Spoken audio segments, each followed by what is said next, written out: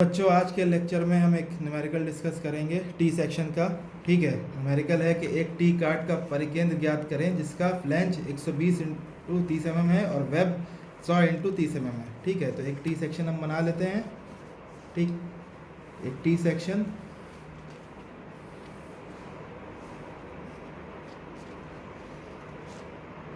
ठीक है,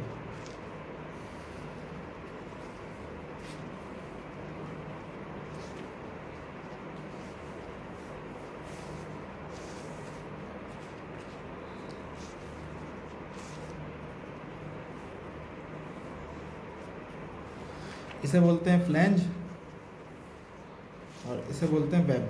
ठीक है, तो टी सेक्शन का 120 इंटू 30 फ्लैंज है और 100 इंटू 30 वेब है। इसका आपको परिकेंद्र निकालना है, इसका आपको परिकेंद्र निकालना है। ठीक, मतलब एक्स बार और वाई बार। ठीक है, तो सबसे पहले हम क्या करते हैं, अपने सेक्शन को देखते हैं क्या हम इसे और छोटे छोटे सेक्शन में इसे डिवाइड कर सकते हैं। तो हम देखेंगे हाँ, इसे कर सकते हैं, दो रेक्टेंगल्स में कर सकते हैं। इसे ऐसे करके मिला दिया, इसे रेक्टेंगल 1 मान सकते हैं और इसे रेक्टेंगल 2 मान सकते हैं। उसके बाद हम क्या करेंगे, हम एक रेफरेंस मानते हैं, एक रेफरेंस मानते हैं, संदर्भ। क्योंकि जब हमें परिकेंद्र, सेंट्रॉइड या सेंटर ऑफ ग्रेविटी निकालनी होती है तो रेफरेंस मानना ज़रूरी होता है। बगैर रेफरेंस के हम किसी चीज़ के कोऑर्डिनेट नहीं निकाल सकते। तो रेफरेंस मैंने बताया था पहले भी लेक्चर में, रेफरेंस हम मानते हैं बिल्कुल लेफ़्ट साइड में। ठीक है, और बिल्कुल बॉटम में। ठीक, ये ओ एक्स कर दिया और ओ वाई कर दिया। ठीक है, उसके बाद हम ये देखते हैं कि सेक्शन हमारा जो है सिमेट्रिक है या अनसिमेट्रिक है। सिमेट्रिक है, सममितीय या नहीं है, अनसिमेट्रिक है। ठीक है, तो सिमेट्रिक देखने के लिए जैसे ये एक टी सेक्शन है। ठीक है, मैं कह रहा हूँ ये वाई एक्सिस के अबाउट सिमेट्रिक है। वाई एक्सिस के अबाउट सिमेट्रिक का मतलब है अगर मैं इसे वाई एक्सिस के अबाउट इसे काट दूँ, वाई एक्सिस से इसे काट दूँ। ठीक है,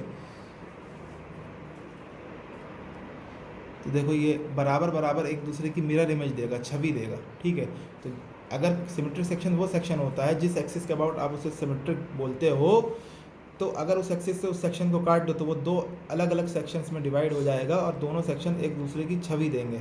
ठीक है, मिरर इमेज देते हैं। ठीक है, इसी चीज़ को अगर मैं एक्स एक्सिस का से काट दूँ, अगर इसी चीज़ को मैं एक्स एक्सिस से काट दूँ तो देखो ये छवि नहीं दे रहे हैं एक दूसरे की। ठीक है, तो मुझे पता चल गया कि मेरा सेक्शन सिमेट्रिक है वाई वाई वाई इस एक्सिस से। तो मैं इसमें बीच में एक एक्सिस बना दूंगा वाई वाई एक्सिस, कि इससे मेरा सिमेट्रिक है। ठीक है, उसके बाद वन रेक्टेंगल। ठीक है, इसका गुरुत्व केंद्र, इस रेक्टेंगल का अपना गुरुत्व केंद्र मैंने G1 मान लिया और इसका गुरुत्व केंद्र G2 मान लिया। ठीक है भाई, गुरुत्व केंद्र जैसे ये रेक्टेंगल 1 था, इसका गुरुत्व केंद्र G1 मान लिया, बिल्कुल सेंटर में। सेंटर में क्यों होता है पहले ही बता चुका हूँ। अगर कोई रेक्टेंगल होता है उसके विकर्ण जहाँ पे मीट होते हैं, डायगोनल, ठीक है, वो पॉइंट होता है उसका सेंट्रॉइड। ठीक है, तो अगर ये L है, ठीक है, तो ये हो जाएगी L/2। ठीक है, और अगर ये B है तो ये हो जाएगी B/2। ठीक है, ये पहले भी डिस्कस कर चुके हैं। और सेकंड का मान लिया मैंने, दूसरे रेक्टेंगल का G2। ठीक है, G1 G2 मैंने सेंट्रॉइड मान लिए इसके। उसके बाद रेफरेंस एक्सिस मान ली। अब हम इसे सॉल्व करेंगे, ठीक है, सॉल्व करने के लिए क्या किया, मैं फिगर बना लिया। ठीक है, फिगर बना लिया। ठीक, फिगर बनाने के बाद सबसे पहले हम एरिया निकालेंगे। अच्छा, एक्स बार हमें निकालना है। ठीक है, तो एक्स बार का फॉर्मूला होगा A1x1 plus A2x2 upon A1 plus A2। ठीक है, और वाई बार होगा A1y1 plus A2y2 upon A1 plus A2। ठीक है, तो अब हम इसे सॉल्व करते हैं। ठीक है, अब A1 क्या है, रेक्टेंगल 1 का क्षेत्रफल। A1 है रेक्टेंगल 1 का क्षेत्रफल। अब A1 निकाल लो, क्षेत्रफल हो जाएगा 100 इंटू 30, 100 इंटू 30, तो ये हो गया 3000 mm²। ठीक है, उसके बाद A2 है रेक्टेंगल 2 का क्षेत्रफल। रेक्टेंगल 2 का क्षेत्रफल क्या हो गया, 120 इंटू 30, 120 इंटू 30, तो ये हो गया 3600 mm²। ठीक, अब बात आती है x1 की। अब बात आती है x1 की। तो x1 क्या है? रेक्टेंगल 1 के परिकेंद्र G1 की OY अक्ष से दूरी, OY एक्स से दूरी। ठीक है, OY अक्ष क्या है? OY एक्सिस ये मैंने रेफरेंस एक्सिस मानी है, बिल्कुल लेफ्ट में मानी है, और एक एक्सिस नीचे OX मानी है, वो भी रेफरेंस एक्सिस है। हम लेफ्ट में मानते हैं और बॉटम में मानते हैं, तरीके कई हैं, लेकिन ये सबसे इजी तरीका होता है लेफ्ट में मानना और बिल्कुल बॉटम में मानना, नीचे मानना। ठीक है, तो अब रेक्टेंगल 1 से, रेक्टेंगल 1 का परिकेंद्र G1 है। ठीक है, तो OY एक्स से दूरी, ये जो दूरी है ये है x1। अब आप देखो ये बिल्कुल सेंटर में है, ये एक्सिस y एक्सिस। ठीक है, ये G1 G2 एक ही एक्सिस पे आ रहे हैं। ठीक है, तो ये टोटल 120 थी, ये इसके सेंटर पे है, तो ये 60 नहीं हो जाएगी? ठीक है, ये पूरी 120 थी, ये सेंटर पे है। ठीक है, ये लाइन बिल्कुल सेंटर से जा रही है, इसके सेंटर से जा रही, पूरे हर चीज़ को सेंटर से कट करती हुई जा रही है, तो ये भी सेंटर से कट हुई है चीज़, तो ये यहाँ से यहाँ तक 60 हो जाएगी। तो x1 बराबर आपकी वैल्यू हो जाएगी 60 mm। ठीक है, उसके बाद x2 निकालेंगे। x2 हो जाएगा रेक्टेंगल 2 के परिकेंद्र, x2 हो जाएगा रेक्टेंगल 2 के परिकेंद्र G2 की OY एक्स से दूरी। ठीक है, तो रेक्टेंगल 2 का परिकेंद्र G2 माना था हमने। ठीक है, OY एक्स से दूरी इसकी कितनी हो गई? x2। ठीक है, अब ये भी सेंटर में है, ऐसी बात है, तो ये 120 था, तो x2 हो गया 60 mm। ठीक है, उसके बाद y1 निकालेंगे। y1 क्या है? रेक्टेंगल 1 से के परिकेंद्र G1 की OX अक्ष से दूरी। ठीक है, OX एक्सिस से डिस्टेंस है G1 की। ठीक है, तो y1 क्या है? y1 ये है, ये हो गया y1। ठीक है, अब मैंने आपको बताया था कि अगर ये रेक्टेंगल है, ठीक है, ये कहाँ पे होता है? सेंटर पे होता है। ठीक है, अगर ये टोटल 100 था, तो ये कितना हो जाएगा? 50 हो जाएगा। ये सेंटर पे करता है, तो यहाँ से ये दूरी 50 हो जाएगी। ठीक है,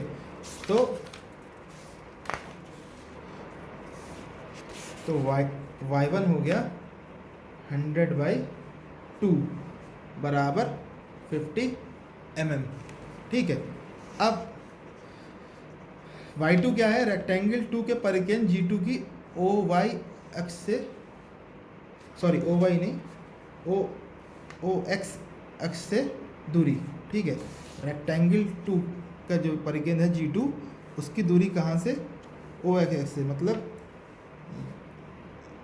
यहाँ से यहाँ तक की जो दूरी है वो है y2, G2 की OX अक्ष से दूरी, G2। ठीक है, G2 की OX अक्ष से दूरी, तो ये कितनी हो जाएगी? अब आप ये देखो ये कितनी हो जाएगी। ठीक है, इसके ऊपर फ्लैंज बनी हुई है ना, ऐसे करके इस रेक्टेंगल के ऊपर। ठीक, ये 100 है, इसका भी ये सेंटर पे लाई करता है, सेंट्रॉइड हमें पता है G2। ठीक है, ये टोटल कितनी थी? ये टोटल थी 30। ठीक है, तो ये कितनी हो गई? 15 हो गई, ये 15 हो गई। तो भाई टोटल वैल्यू कितनी हो जाएगी? 100 + 15, 100 + 15। ठीक है, यहाँ से दूरी निकालनी है ना OX अक्ष से G2 की। ठीक है, ये 100 थी। ठीक है, और G2 यहाँ पे इसकी लोकेशन G2 की क्या होगी? टोटल 30 का था, सेंटर में लाई करता है, तो ये हो गई 15, तो 100 + 15। ठीक है, तो वैल्यू आपकी हो गई 100 + 30/2 बराबर 115। 30/2 मतलब सेंटर पर। ठीक है, 115 mm। ठीक है, उसके बाद सारी वैल्यूज आ गई। अब x बार निकाल लो। x बार की वैल्यू हो जाएगी a1 x1 + a2 x2 upon a1 + a2। ठीक है, वैल्यू रख लो सबकी। 3000 × 60 + 3600 × 60 अपॉन 3000 + 3600। ठीक है, अगर इसे आप लिखोगे तो इसे लिख सकते हो 3000 प्लस 3600 अपॉन 6600 बराबर 60। ठीक है, तो एक्स बार आ गया 60 mm। ठीक है, एक्स बार की वैल्यू आ गई 60 mm। तो हमारा एक्स बार आ गया 60 mm। अब हम वाई बार निकाल लें तो वाई बार हो जाएगा हमारा वाई बार बराबर a1y1 plus a2y2 upon a1 plus a2। अब वैल्यू रख दो सबकी, 3000 इंटू 50 प्लस 3600 अपॉन 3000 प्लस 3600। ठीक है, जब आप सॉल्व करोगे तो ये बनेगा 15000 प्लस 414000 अपॉन 2600 बराबर 56440 अपॉन 6600। तो आएगा 85.45 mm। तो वाई बार आएगा आपका 85.45 mm। ठीक है, ये आपकी आ गई वाई बार की वैल्यू। तो एक्स बार आ गया, वाई बार आ गया। इसका मतलब आप कह सकते हो टी सेक्शन का जो सेंट्रॉइड था जी, मान लिया कैपिटल जी, वो वाई एक्सिस से कितनी दूरी पर है 60 mm के, और एक्स एक्सिस से है 85.45 mm की। ये एक्स बार है, ये वाई बार है। x1 x2 आपने निकाला था 60। अगर आपको पता है कोई अब ये पहले से हमें पता था कि सिमेट्रिकल है वाई एक्सिस के अबाउट, तो आप डायरेक्ट भी x बार बराबर 60 लिख सकते थे, क्योंकि x1 x2 सेम लाइन पे ऐड कर रहे हैं। देखिए सेम लाइन पे लाई कर रहे हैं, g1 g2 सिमेट्रिक एक्सिस पे लाई कर रहे हैं, तो इसलिए आप डायरेक्ट भी x बार 60 लिख सकते थे। लेकिन दिखा हमने इसे सॉल्व किया कि x1 60 x2 60 तो x बार 60। ठीक है, आप डायरेक्ट भी लिख सकते थे। ठीक है, तो ये हो गया। अब इसी तरीके से इसी क्वेश्चन को हमने एक दूसरे मेथड से सॉल्व किया है, जिसमें रेफरेंस एक्सिस हमने चेंज कर दी है। ठीक है, रेफरेंस एक्सिस चेंज कर दी है। जो ओ वाई एक्सिस थी, रेफरेंस हम यहाँ से ले रहे थे, अब हमने रेफरेंस एक्सिस जो दूसरा तरीका है उसमें रेफरेंस एक्सिस जो है हमने जो हमारी सिमेट्रिक एक्सिस है उसी को हमने रेफरेंस एक्सिस माना है। ये क्वेश्चन था। ठीक है, क्वेश्चन वैसे ही, बस इसमें क्या करना है, जो रेफरेंस आपने लिया है एक तो बॉटम में लेना है, और दूसरा रेफरेंस जो लेना है आपको, रेफरेंस एक्सिस लेनी है, वो उसका जो सिमेट्रिक वाली एक्सिस जिसके अबाउट वो सिमेट्रिक है सेक्शन, उसी एक्सिस को आप रेफरेंस एक्सिस अपनी मान लो। ठीक है, जो सिमेट्रिक है वाई वाई एक्सिस के अबाउट। ठीक है, तो इसी को आप अपनी रेफरेंस एक्सिस मान लो, दूसरी रेफरेंस एक्सिस मान लो एक्स एक्स को। ठीक है, तो अब इससे होगा क्या, a1 a2 वैसे ही निकलेगा, a1 a2। उसके बाद रेक्टेंगल 1 के परिकेंद्र g1 की वाई वाई एक्स से दूरी। ठीक है, अब देखो रेक्टेंगल 1 का रेक्टेंगल 1 का जो परिकेंद्र है सेंट्रॉइड है g1 है। ठीक है, उसकी इस बिंदु की इस लाइन से क्या दूरी है। अब ये बिंदु इसी लाइन पे जब आ रहा है, इसी लाइन पर है ये बिंदु, तो इससे इसकी कोई दूरी नहीं रही, तो x1 बराबर 0 हो गया। ठीक है, ऐसे ही रेक्टेंगल 2 के परिकेंद्र g2 की वाई वाई एक्स से दूरी क्या हुई। अब g2 की वाई वाई एक्स से क्या दूरी है, ये भी इसी लाइन पे लाई कर रहा है। ठीक है, ये भी इसी लाइन पे लाई कर रहा है, तो ठीक कोई दूरी नहीं हुई, तो x2 बराबर भी 0 हो गया। ठीक है, x2 बराबर भी 0 हो गया। उसके बाद y1 y2 वैसे ही निकलेगा कि y1 क्या हो गया भाई, ये सेंटर पे होता है, x से दूरी कितनी हो गई सेंटर की 100/2 50। ठीक है, और ये भी सेंटर पे होता है g2, तो ये कितना हो गया 100 प्लस 30/2 115। ठीक है, 100 प्लस 30/2 भाई ये सेंटर पे होता है g2, तो ये यहाँ से यहाँ तक 15 हो गई, और नीचे 100 है तो 100 प्लस 15 115। ठीक है, उसके बाद y2 आ गया, y2 आ गया, y1 आ गया। अब x बार निकालोगे तो a1 x1 plus a2 x2 upon a1 plus a2, तो ये आ गया 0, y बार आ गया आपका 85.45 mm। तो कहना मैं ये चाहता था, अगर कोई चीज़ सिमेट्रिक है किसी एक्सिस के अबाउट, अगर उसी एक्सिस को आप अपनी रेफरेंस एक्सिस मान लेते हो, ठीक है, तो आप डायरेक्ट लिख सकते हो। अगर वाई वाई में सिमेट्रिक है तो आप डायरेक्ट लिख सकते हो x बार बराबर 0, और अगर एक्स एक्स मतलब हॉरिजॉन्टल में सिमेट्रिक है तो आप लिख सकते हो वाई बार बराबर 0।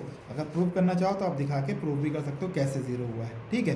तो कुछ लोग जो है इसी एक्सिस को सिमेट्रिक मान के डायरेक्ट कर देते हैं और डायरेक्ट वैल्यू लिख देते हैं वाई बार एक्स बार बराबर 0, तो वो इस तरीके से आती है, ठीक है। अगर आपने रेफरेंस यहाँ माना था तो वो दूसरे तरीके जो मैं निकाल चुका हूँ, ठीक है। वो सब रेफरेंस मानने के ऊपर है कि आप रेफरेंस कहाँ मानते हो, ठीक है। जैसे जैसे आप रेफरेंस मानोगे वैसा आपका आंसर आएगा, ठीक है।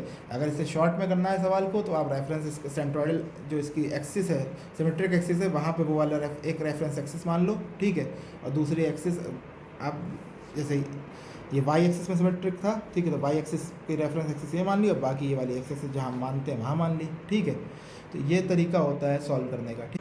तो बेटा रेफरेंस चेंज करने से सिर्फ इतना चेंज आता है, जैसे कि हमने रेफरेंस जब इधर माना था लेफ़्ट साइड में, तो ये बता रहा था कि इस लाइन से इस बिंदु की सेंट्रॉइड की इस पॉइंट की दूरी कितनी है 60 mm, और जब ये रेफरेंस माना था नीचे के लिए तो यहाँ से यहाँ तक की दूरी है 85.45 mm, ठीक है।